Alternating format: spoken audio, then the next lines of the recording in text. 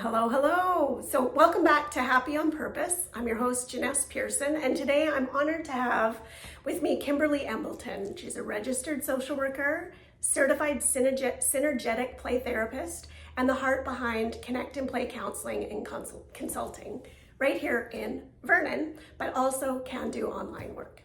Kimberly's work is all about helping children, youth, and families reconnect, heal, and express what's inside, especially when words alone aren't enough.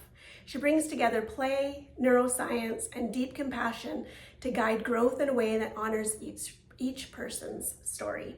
Kimberly, it's a joy to have you here. Let's explore our journey, your approach, and how we might all benefit from more play and connection. Aw, what a lovely introduction. That was so nice. It's so interesting because I had posted a little video before we got in and said, like, I know you. Yeah. And this is the first interview I've done with somebody that I actually have a history with. So it feels like a little, like we're sitting on a couch. Yeah. It just is so chill. So we will either stick to the questions or we won't. Okay, I'm down for any adventure. That's just what it's going to be. But I think it's important just sort of to start of just whatever you want to say, how you would introduce yourself and what you would like people to know about maybe even just you personally and how you even got into counseling, which is probably going back more than 5 years. Oh my gosh, way more than 5 years. But you don't look old enough to be right that old. I know. But what made you specialize like in play and family work? Like, was there a moment that influenced or shaped your journey? Yeah, I mean, I've always kind of wanted to explore alternative ways to provide social work services or counseling. I never really saw myself as a counselor. Like, I didn't like the idea of sit-down counseling, one-to-one, like across. I mean, even this is a bit more comfortable, but like across, you know, I'm sitting at my desk as like the professional. Right. I hated that. And I really, in my bachelor, explored outdoor therapy. Right. And so that's kind of the route I wanted to go. But there's been a lot of budget cuts. Like, I had a friend who worked in the outdoor therapy realm, and kind of every single position she worked in has got cut. Oh. So I still need to pay the bills. And that's kind of where play therapy came in, as play can really encompass so many different things. And my ideal dream, I know that's later on, would be to run kind of camps, more outdoor spaces, not be in a room, and just kind of be like, this is a space that you can explore, because really we can do therapy anywhere. Yeah. And I have been able to do therapy anywhere, which is the benefit of synergetic play therapy, because they teach you that it's you are the person that's doing the therapy with the person in relationship. Yeah. And that doesn't mean we have to go sit down in a room together. We can do it in the car. We can do it on a walk. We can do it playing. Yeah. And we don't need to have words to be able to feel something and feel that we're moving through something. I totally get that. It actually gives me goosebumps, because I do remember when we worked, like, I really looked up to you. You were such a huge help and an inspiration to me there. And even in the job that we had, there was so much of that. Like, it was when we were eating, it was when we were even preparing. And in those small moments, like, I can think of being out in the sort of the back area and building a snowman or something, but that was the good stuff. Like, you could get so much good stuff out of that, rather than the chasing them or the, trying to discipline them or keep them on. And with that relationship, it was so much easier. Totally. Right? Rather than the authoritarian, you know, this. Which is hilarious too, because I come from a behavioral background. Yes. And you know me, I'm very A-type. I love a rule. I love to get people in line. But one of the things that I learned working in that environment was how come there are less escalations with certain people. Yeah. And how do I train people to be safe? Because people were working in hostile environments, and we only had each other to rely on. And so how do we simulate that so that way everybody's safe, the children, the youth, and the staff, and we can work in this way that really meets all of our needs. So that's kind of where synergetic play therapy happened, because I was reading the post online, and if you follow her on Instagram, Lisa Dion, or Synergetic Play Therapy, the posts are really about like being your authentic self. And then when you kind of look at the play therapy realm, you're like, oh my gosh, like, this is teaching me how to be me. So that way I don't escalate you, or I can see you as you. And that's okay. Totally. I actually, in my previous life, which I'm morphing back into, I used to do workshops for adults on play, like the play personalities. So Stuart Brown's work and the positive psychology and all of that. And I feel like when it's just less intimidating when it comes from that place. We as humans, I just watched the Jane Goodall documentary. I'm so sad. Don't even. Did you know she came to Vernon? No, she didn't. She was literally in Vernon, I want to say, like, within the last 5 years. And she sold out, obviously. But I was like, I'm in the same space as Jane. Did she have her little monkey? She says like a 35-year-old little stuffed monkey. I don't know, but oh my gosh. She was actually my inspiration in high school to get into the work. Because I was like, anthropologist, yes. Yeah. But I love what she said too, is she, when studying the chimps, just what you were saying about the escalations and stuff. Yeah. When she was watching the chimps, which of course were 98.7% genetics with them, the alpha chimps or the big male, I mean that's more gorilla or whatever. They never lived. And they would get outcasted. They never found their way. The people that used their brains, their kindness, their loving, their tenderness, but would bring a friend. She said the very successful males would bring a buddy or a brother. Like, you got my back. So we got connection. We're going in with kindness, whatever. And she said if more people could just be that way, right? And I can say for me, I think because I'm 5 feet tall, I'm not a huge woman. I have worked with a lot of young men throughout my career, even in Calgary when I worked for the school board. And you're talking 17-year-old testosterone-fueled boys that are playing basketball. How am I not getting pummeled? Totally. Right? But it's like, no, I'm going to be tender. And it always seemed to work, And when I was amped up, they would amp up. It's like, okay, well, I get that now, it's that whole thing. Anyway, so I totally, that what you're saying resonates so much. I think that's so important too for parents to know that when they come in, they have this problem to be solved. Which, don't like that language, eh? Me too. Right. I have a lot of problems to be solved. Are we all just a bundle of problems that need to be solved, or do we have some authenticity that's just not being expressed in a way that's healthy? So I mean, we could talk about this forever. That rolls right into forgot that we were doing an interview here for a minute.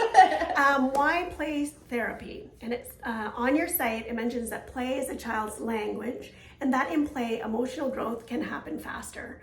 So I think we kind of touched on that, but maybe we could just sort of roll more into how you made this your business, who would benefit from this, and also you had mentioned earlier that it's not just the littles, like when we think play, this is going up to teens, and I even would venture to say the parents could freaking benefit from it, right? Which you do work with the parents and the kids and teach them how, instead of being grades and rules and there's a time, a tenderness, a loving in that play space. Totally. Kind of how that's a very large question. Sorry. And we have. Like, what? I mean, COVID hit when I was on mat leave with my firstborn, and I really struggled in parenting. I didn't know, growing up kind of more of an A-type person. I was like, oh, if I manipulate myself enough, then I can kind of change everybody else around me. And then when you become a parent, you're like, oh, that doesn't work. You're supposed to be the powerful person. They're not. And they really don't care. They're like, I have needs, and they're immediate. And I really struggled. It was during COVID. It was very isolating. My husband was home, which was great, but you hear of the groups or people coming to visit you at the hospital, and we didn't get any of that because we really were afraid that the baby would die. It's because we just didn't know what COVID even looked like. That was when we worked together, was COVID. I remember sitting in the office. I won't say who I was sitting there with, and we were doing the countdown. We're watching the infection rates as they're traveling through the country. And, what is this going to look like? Totally. Poor Lisa, she had to be the news bearer. We're going to lock down and anyway. But then we were still working too, and I was pregnant during that entire time. So it just such weird things. But yeah, the work that I was doing with Neufus was very fulfilling, but I just didn't know how that would work kind of in my family life. With COVID happening, we didn't know what the future kind of held for, like, were kids going to live in a residential home, or like, is that even possible for them to travel? Yeah. So that was kind of weird. And then really I got into play therapy for me. I was like, I need to understand how to regulate myself, what self-care is, because I don't like bubble baths. You know, like, I don't like getting my nails done. Like, I'm not that type of person. So I'm like, this can't be what self-care equals, because I also can't do that in the moment with a baby when I'm dysregulated. And so how do I regulate myself in order to co-regulate this baby? And so it was a lot of that self-work that I had to do. And I'm very blessed to have a husband who has always wanted to be a father and really bonded with the kids. Yeah, he's so good. And I would just watch him in awe, because I really was like, I'm not attached, and I love children. Yes. And so why don't I naturally love my own? Yeah. And I really struggled with that.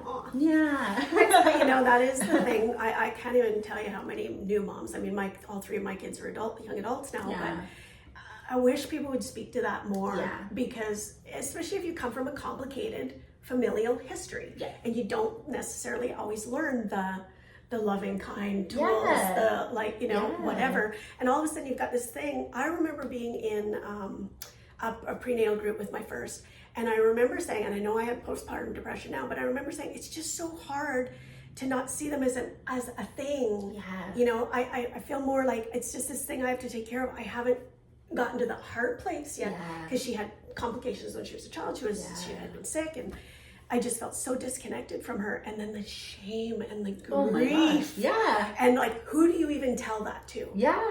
Who do you even, like, because that's such a vulnerable statement. So I love that you took that and like turned that into your own journey and your own healing, which has made you so much better in your profession, because you understand.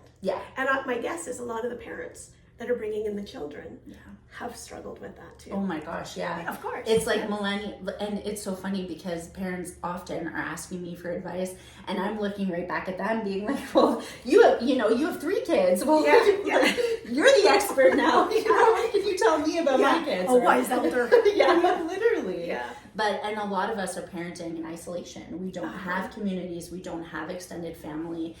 We don't have those supports. A lot of people in Vernon especially have moved from somewhere else too, I find. I mean, there's some that still have family here, but they're breaking those intergenerational patterns, but they're also doing something that they don't innately know how to do, because they've been so disconnected. They know how to do it. It's just all the messaging. Know the tasks. Yes, they know the tasks, but how do you tune into this and parent from this?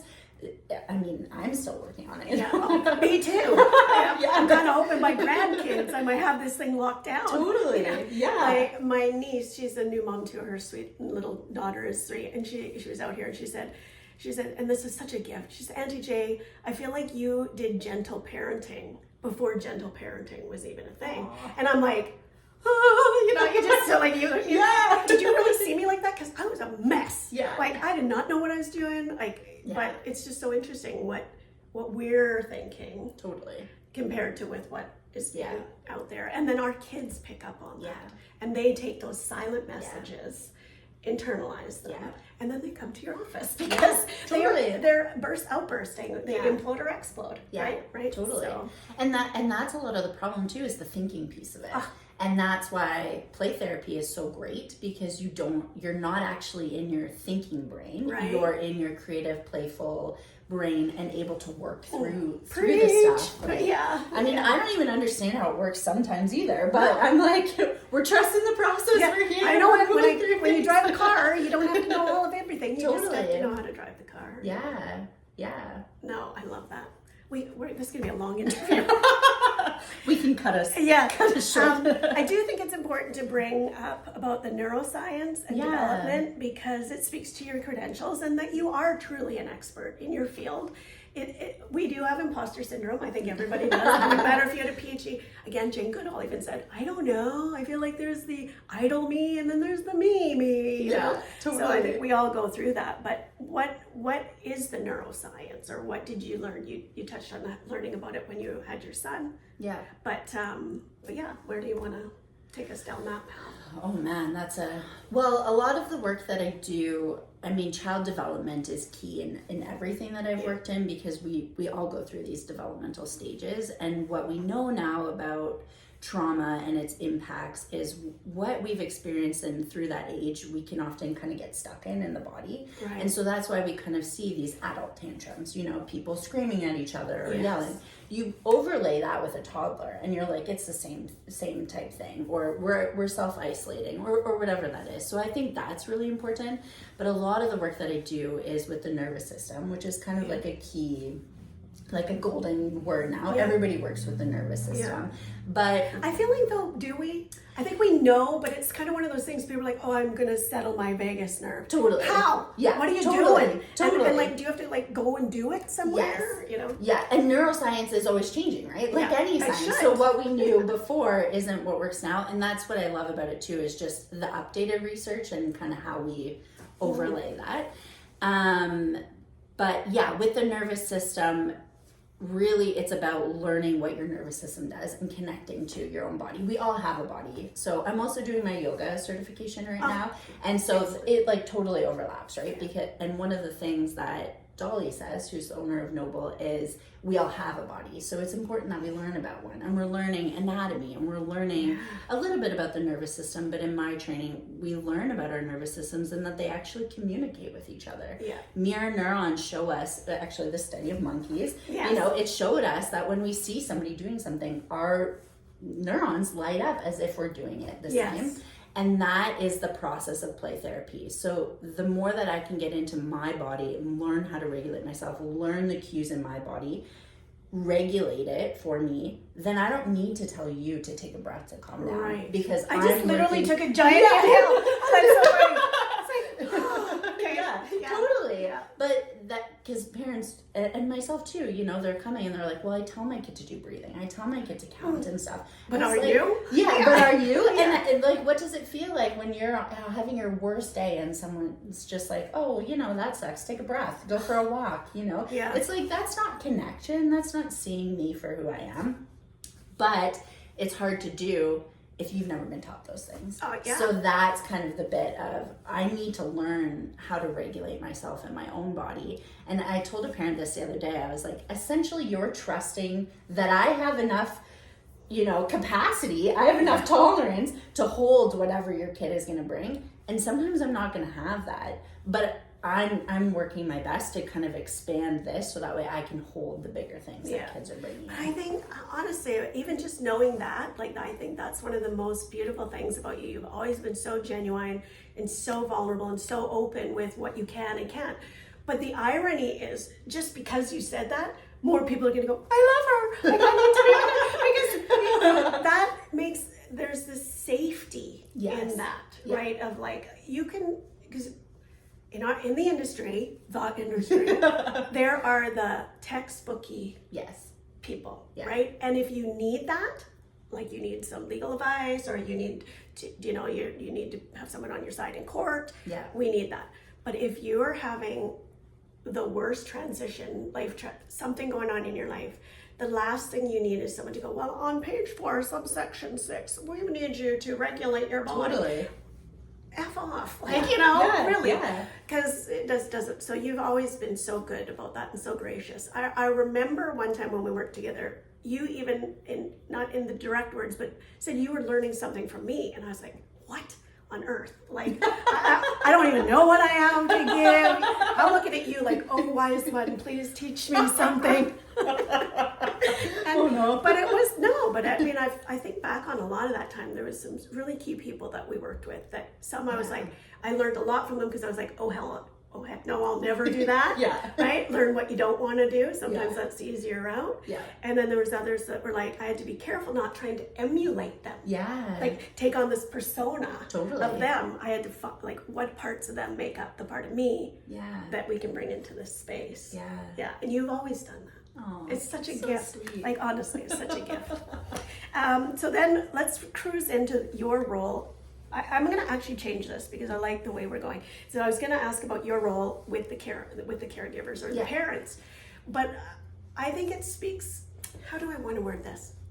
Maybe we'll stay on that, and then if my brain tweaks again. The question is, in your work with families, what do you wish parents understood about supporting their children's emotional growth, especially during tough times? We sort of touched on it. What's one change or mindset shift that you can help? I feel like that's sort of going to be a reiteration, but maybe just for, I think it's just important enough to speak to again. Just to be maybe concise even. I think the biggest piece to know, to know and to feel, is that children's brains are not developed until they're 13.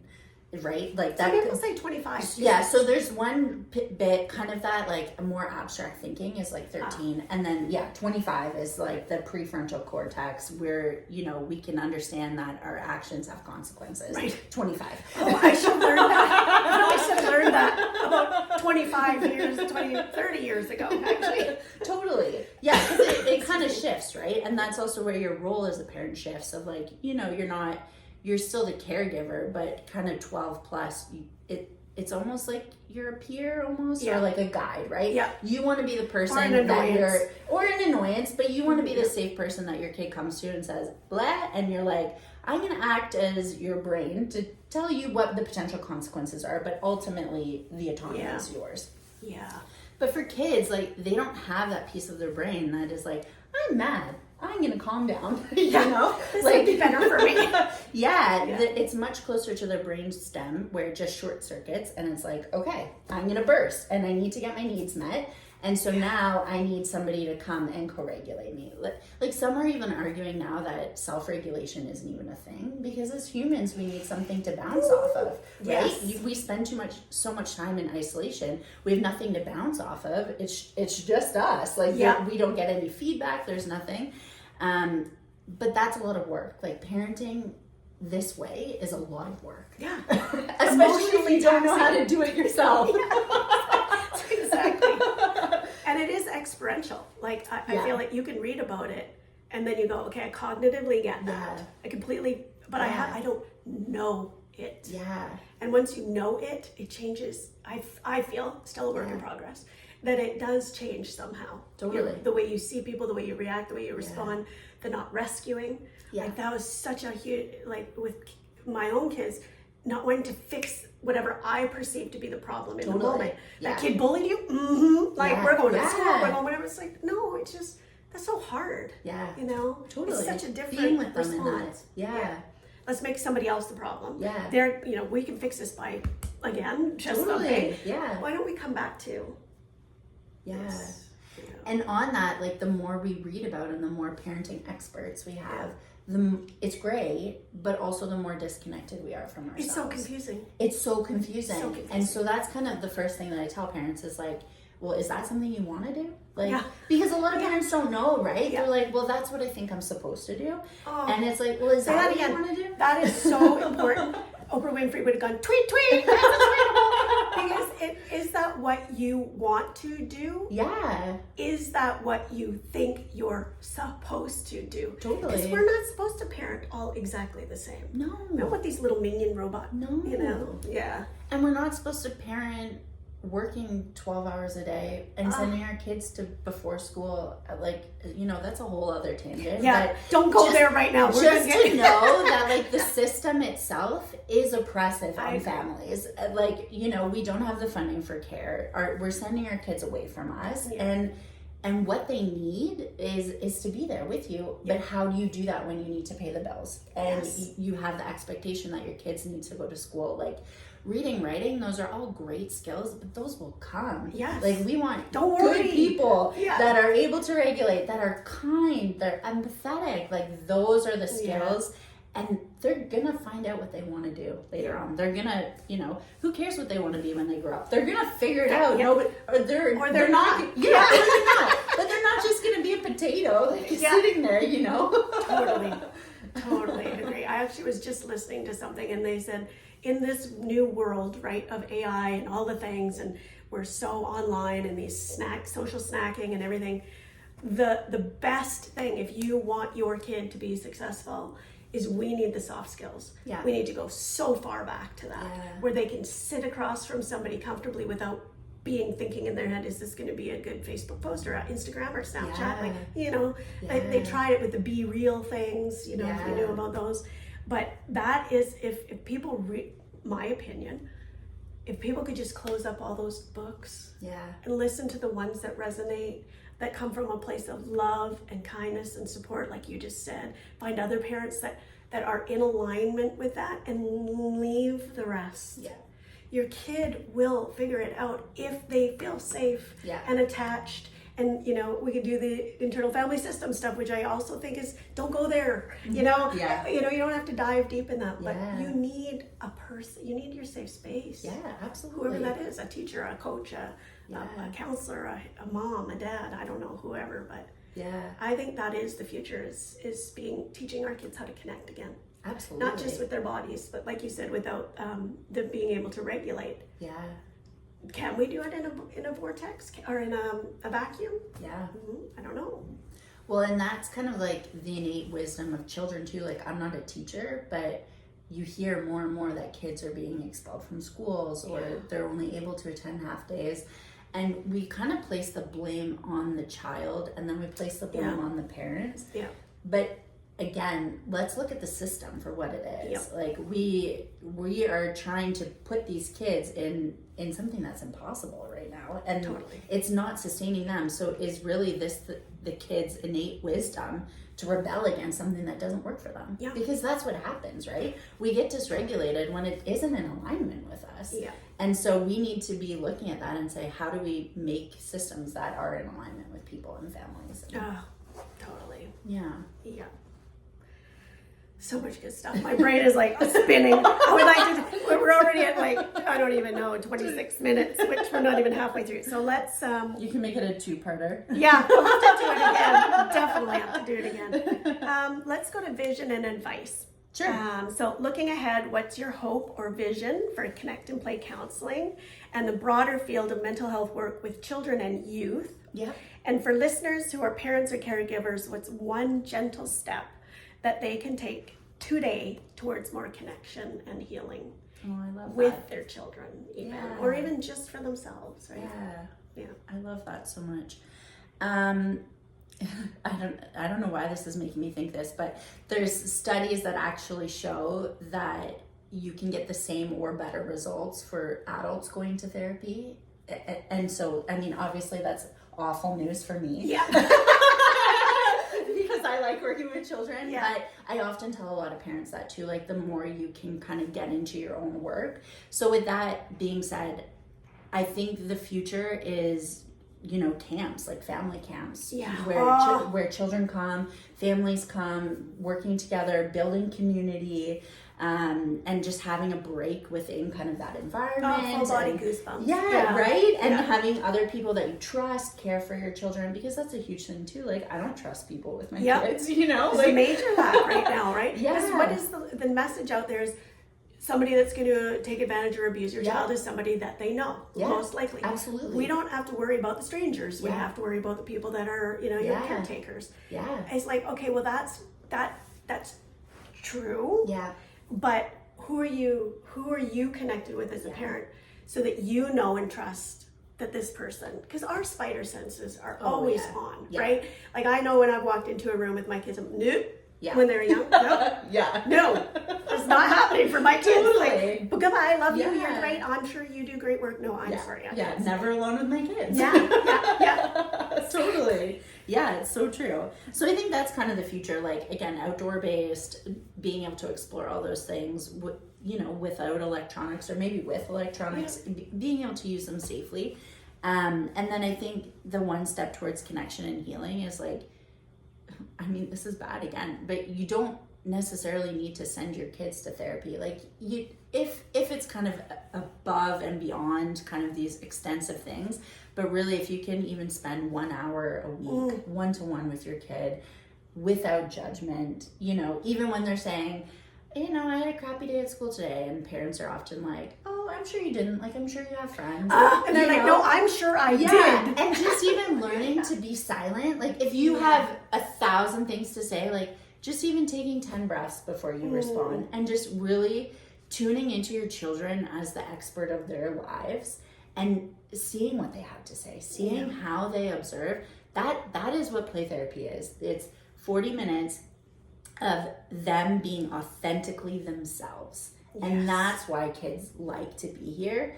And it doesn't feel like work because we are working safely at their pace, but really they are being who they want to be, like who they are inside, who they know they are. And so honestly, 1 hour a week, 30 minutes a week, even if you're like, I'm stressed for time, I can't do that, it's gonna do a world of difference. I have a few families where they take their kids out for lunch after session, and when they're starting to look at discharging, I'm like, yeah, you know, discharge, this doesn't need to be a forever thing, but keep that. Keep taking them for lunch. Keep pulling them out of school for an hour. Like that connection, so good for them, so good for you. You know, especially if you have siblings, one-to-one time.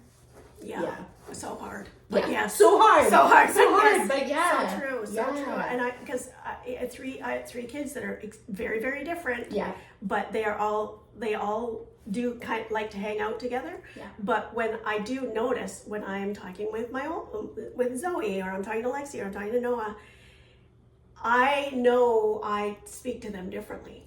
But I feel them differently. Does that seem super weird? No, and not at all. I mean, they couldn't be different. Their inner worlds could not be more different. But I'm not going to try to make them little me's. You know, I want to know who they are. It's that curiosity of who they're becoming. Because for me, working on the other end, mostly with women, and when I was in private practice, it was like a reclaiming themselves again. And a lot of times we would go way back to, what did you love as a child? Where were you not heard as a child? You know, and it's like, why did we layer all this stuff on? And the parents, if we can not be the ones that do that, don't you think that would be great? If we're not layering on anything, if we're the ones that are just like, take off your coat, take off your shoes, like just come and hang out. My niece Kelsey, I talk about her, but she does snuggles, like maybe little Maya will come in and she'll say to her, like, she'll ask, she'll make the request for that time. You know, and it's like, oh, it just breaks my heart. And it feels good. Just slow down. And she's a single mom. She's a single mom working like an intense job where she's riding the freaking train thing, you know, going to work, coming home. She is one of those, like, kids gotta go to daycare, but she probably does every single day, when I've watched her, a minimum of an hour of just loving love. And then you want to put the iPad on something appropriate, safe, while you're making dinner. They're not gonna bug you. Because they've had their little they're heightened, they're like calmer. Anyway, you're the expert, but that's my expert too. That's my experience anyway. It's so true. It really, I feel like it's just not that, I was just going to say, it's not that hard, but because it's not a task hard, it's an emotional hard. And if we just went back to that truest part of like, don't you want to be held sometimes? Because isn't that the thing we look for in a partner? Somehow to heal that wound and whatever. Heal your freaking kids. You know, like, come on. And actually, so I picked up this book. It's Drawing from the Right Side of the Brain. Have you ever heard of it? No. Okay, so it's basically this idea of like, you want to turn your left brain off so you can the author believes that anybody can draw. And that it's actually a skill, just like reading and writing. And it's so interesting because you can look at adults' drawings and you can pinpoint where they stopped drawing, likely due to, you know, judgment, or it didn't look good enough. It's usually around that kind of 5 to 8 mark, because you're comparing of like, oh, yours looks like a person and mine looks like a donkey. Like, but we were both trying to draw a person, you know? So that feeds in, and then we stop drawing. But could you imagine if we stopped reading or we stopped writing, right? The skill. But kind of what happens and why that happens is because drawing is a right side of the brain activity. And so the right side of the brain is the creative bit, and, you know, it does the arts and the yoga and all of that stuff, but it's not strong in language. And so the left side of the brain is kind of the bully and says, no, you're stupid, you're weak, you're menial, like, this doesn't make sense. And that play therapy lives on the right side of the brain. And I love that. Parenting from your heart lives on the right side of the brain. because it isn't, oh, we went to 17 soccer games, or, oh, I spent dinner with you, so mathematically that makes sense. You're in the 90th percentile of your grade comparison. Exactly. Yeah. It lives in the felt sense, Yeah. which our left brain, mine does it too, literally goes, well, that doesn't make sense, so that doesn't exist. And so it's funny, our brain does this battle. Yeah. I can see that. I keep talking about my kids are going to hate it. But so it's so funny because when, of course, I had them very quickly. So between Zoe and Lexi, Zoe will tell you straight up, she's not a crafty, she can't draw, she doesn't paint. Yeah. And sorry, Zoe, we tease her. Like, because Lexi is like, she can draw anything. Like, she loves diamond art right now. She's like all into all these incredibly creative things. And it's not that Zoe can't, because the irony, when we sit down because I like to do things when we have family events, like paint rocks or like whatever. I love that. Hers are really good. Yeah. Because I'll go rogue and I'm like, I am Picasso. Like, because I think I'm all creative. Yeah. And hers will look like a flower. Yeah. Like an actual, and like, so I just, now I'm having some mommy guilt. Where did I stifle her creativity? But she's okay. I think she's okay. I think she's okay. She's wonderful. And they're going in to work with kids now too. So I just think that's such a gift. Yeah. Yeah. And my son, he's doing firefighting. They're all kids of service, right? Which is my dream. Yeah. Is just be good humans, give back. Like, don't be chasing the dollars. Don't be it's just so, from that love place, I think that's probably why I just adore you and have always connected. I think we come from that place of like, there's just not this grind, like be the biggest, be the best, be the loudest, it's like, I kind of want to be on the undercurrent. Like, that feels stressful. Yeah, totally. Super stressful. We'll just be over here. Yeah, I'll just be like Armstrong and Vernon famous. Like, I don't need New York. Exactly. Okay? That's so true. Yeah. All right, we're at 36 minutes, so we're going to wrap this up. Okay, Let me turn to my handy dandy exit speak. Okay. Ooh, I still use notes because, as you know, my brain outro. I love that word. See, that's ChatGPT. I did not make that up. Okay. Kimberly, Yes. thank you so much for bringing your heart, expertise, and passion to our conversation today. Your perspective reminds us that healing, expression, and growth are possible, especially when we create space for them through play, compassion, and connection. Those are, for me, that's everything. Like, I'm not even joking. Aww. To everyone listening, if something in today's episode resonated, reach out, explore, support, and remember, you're not alone in this journey. Until next time, I'm Janess. This is Happy on Purpose. Intentional joy, grounded in wisdom, rooted in community. Yay!